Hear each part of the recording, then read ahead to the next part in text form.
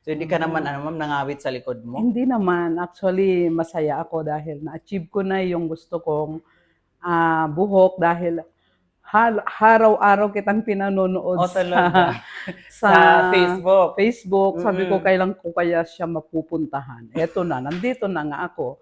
So, thanks God at nakarating ako ng maayos dito sa lugar mo. Ito na yung sinasabi ko sa inyo guys, na pag may mga pangarap talaga tayo at sabayan ng dasal, talagang kung magtitiwala lang tayo sa Panginoon guys, talagang matutupad ang mga pangarap natin. So, ganito yung hair ni ma'am guys, na talagang pangarap daw niya talaga noon, na lagi siyang nanonood sa vlog natin, na talaga na nakikita niyo yung transformation, na talagang same situation sa hair niya, na talagang sobrang dry, tapos patay na yung hair niya. Tapos yun yung laging pinoproblema niya guys, na talagang nag-gold yung hair color niya, tapos nag-orange na talagang ang pangit na daw talaga tingnan. Tapos yung white hair daw guys, ang bilis, obvious talaga makikita yung pinaka-white hair niya. So yun guys, talagang eto, since na ang buhok ni ma'am guys, talagang medyo damage na talaga yan. Tapos yun, since na talagang ganun yung situation, so kailangan talagang gumamit tayo ng mas mababa na developer. Tapos yun guys, doon tayo mag-a-adjust na kung talagang hindi pa mag-light, so retouch lang tayo ng retouch. So kailangan lang talaga natin guys is yung kailangan nating tutukan ng husto yung hair ng client kung talagang damage na, at talagang kung meron silang previous bleach or yung mga highlights or patong-patong or kahit mga one application color man yan. So kailangan talagang mababa na developer lang ang mga lightener natin para talaga safe yung hair at talagang dahan-dahan natin na ma-light. So yun guys, after nang ma-light nyo, so pwede na tayo mag-color. So yun, proceed tayo sa mismo pinaka-shadow roots. Dahil yun yung pinaka-importante guys, na talagang mag-blend yung color mula sa mismo pinaka-natural hair color sa mismo pinaka-roots, at the same time matakpan yung pinaka-white hair. So, yun guys, kailangan i-blend nyo siya ng gusto na yung talagang parang hindi siya naglilinya. Tapos yun guys, pabilisan yung pag-apply neto, dahil after nyan, pag once na-applyan nyo na yung pinaka-roots, so i-apply nyo na rin agad yung pinaka-hair color pag talagang nakikita nyo nang natakpan lahat ng pinaka-white hair na problema ng client. So, and then after nyan, so ito na guys, i-apply natin agad yung pinaka main hair color niya. So, idudugtong nyo lang siya ng ganyan para ma-blend yung color mula sa medium dark hanggang sa pa-wild color sa baba.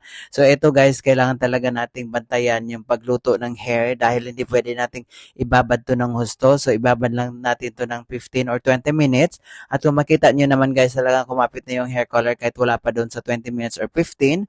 So, pwede nyo na siyang i-wash. Pero yun guys, habang nag-a-apply kayo dyan sa mismong pinaka main hair color, so i-check nyo na rin ng mabuti yung roots niya kung talagang wala na yung white hair, dahil marami talagang gano'n na hindi mo makaligtaan, yung maraming makaligtaan talaga, I mean. Tapos yun, i-check nyo na mabuti. And then after nyan, gumamit kayo ng mga treatment guys, ng mga treatment na hindi nakakawash ng hair color, dahil marami talagang gano'n na treatment. Kaya para hindi sayang yung pinaka procedure at effort nyo na talagang sobrang tagal ng mga ganitong procedure. So, yun guys, ito na yung pinaka-blending ng color. Manipis lang yung section para matakpan nyo lahat ng yung mga highlights, and then yung pinaka-hair color niya talaga. So, yun yung before at ito yung after. Ito yung after guys, sobrang napakaganda. Sobrang napaka-beautiful yung pinaka-blending ng color mula sa highlights, lowlights, tapos yung shadow roots guys, na talaga namang nag-transform talaga yung hair ni ma'am, na parang akalain mo talaga yung ano guys, na talagang hindi mo maiwasang maibash ka talaga na nagmukha siyang fake, dahil talagang sobrang napakaganda at talagang grabe yung transformation. Hindi nakakapaniwala na ganito yung itsura niya.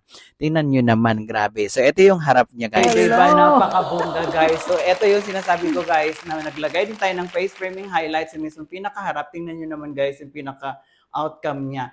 Kung mapapansin mo dito sa mismong bangs niya, meron siyang highlights and lowlights. So, ito yung pinaka-importante guys, once na humaba yung white hair, hindi siya obvious. Ito guys, the moment na talaga namang as in grabe yung procedure. So ito na ma'am ang mga katanungan natin, Diyos ko, sa tinagal-tagal ba naman na procedure, ang layo nyo pa talaga din, dumayo pa kayo dito para lang sa hair. So which is talagang ma'am, yung namin, yung talagang na-appreciate namin yung pagpunta nyo dito. So hindi ka naman ma'am, hindi ka naman na boring or talagang nabigatan dyan sa foil na nilagay na talagang first time mong yung procedure na yon sa tinagal-tagal mo nagpapa-color, ngayon na obserbahan mo na bakit may ganong procedure, na may mga foil pa na sobrang bigat. So hindi ka naman ma'am nangawit sa likod mo? Hindi naman. Actually, masaya ako dahil na-achieve ko na yung gusto kong buhok dahil araw-araw kitang pinanonood Oh, talaga? sa Sa Facebook? Facebook. Sabi ko, Mm. kailan ko kaya siya mapupuntahan? Eto na, nandito na nga ako.